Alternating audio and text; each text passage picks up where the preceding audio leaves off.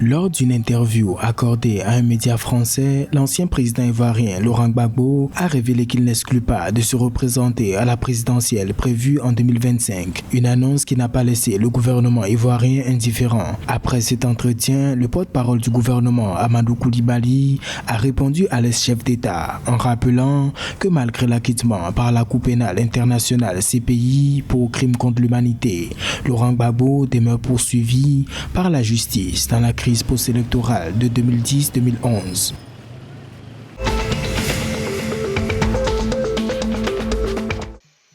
En visite d'amitié à Conakry, en Guinée, le président de la Guinée-Bissau, Umaru Sissoco Embalo, a été reçu par son homologue guinéen, le colonel Mamadi Doumbouya, mercredi 20 octobre. Selon le chef de l'État bissau-guinéen, cette visite est une étape logique de rapprochement pour renforcer les liens de coopération entre les deux pays voisins. Malgré ses relations jugées assez tendues avec l'ancien président Alpha Condé, le président Umaru Sissoco Embalo assure ne pas s'être réjoui du coup d'État du 5 septembre 2021 qui a mené au pouvoir l'actuel président de la transition.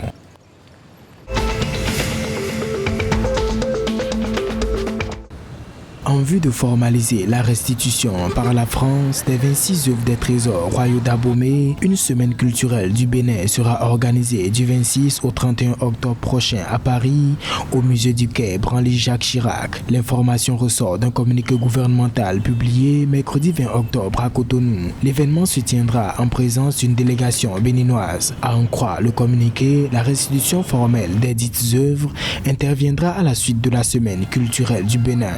Le gouvernement béninois informe avoir pris toutes les dispositions, aussi bien au plan juridique, infrastructurel qu'en matière de renforcement de capacité des conservateurs et spécialistes du patrimoine pour une bonne conservation de ces trésors.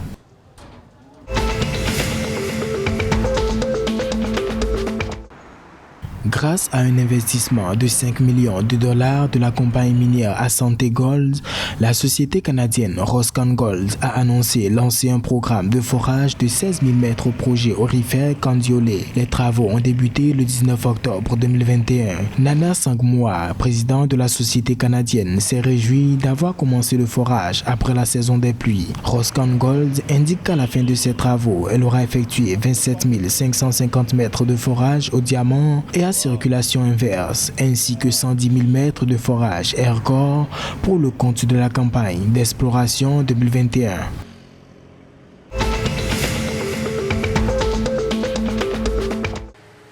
À compter du 1er novembre 2021, le dédouanement des marchandises en transit entre le Togo et le Ghana sera effectif au poste de contrôle juste apposé de Noépé à Kanou. Un communiqué récemment publié par l'Office togolais des recettes révèle l'information. Selon la note de l'institution en charge de la mobilisation des recettes fiscales et douanières du Togo, les opérateurs économiques exerçant dans cette zone seront soumis à un dédouanement de marchandises en transit au départ ou en provenance du Ghana à destination du Togo ou d'autres pays sont impérativement logés au poste de contrôle juste apposé de Noépé à Kanou. La mesure concerne notamment les marchandises chargées dans les ports, usines, entrepôts ou autres installations similaires en provenance du Ghana.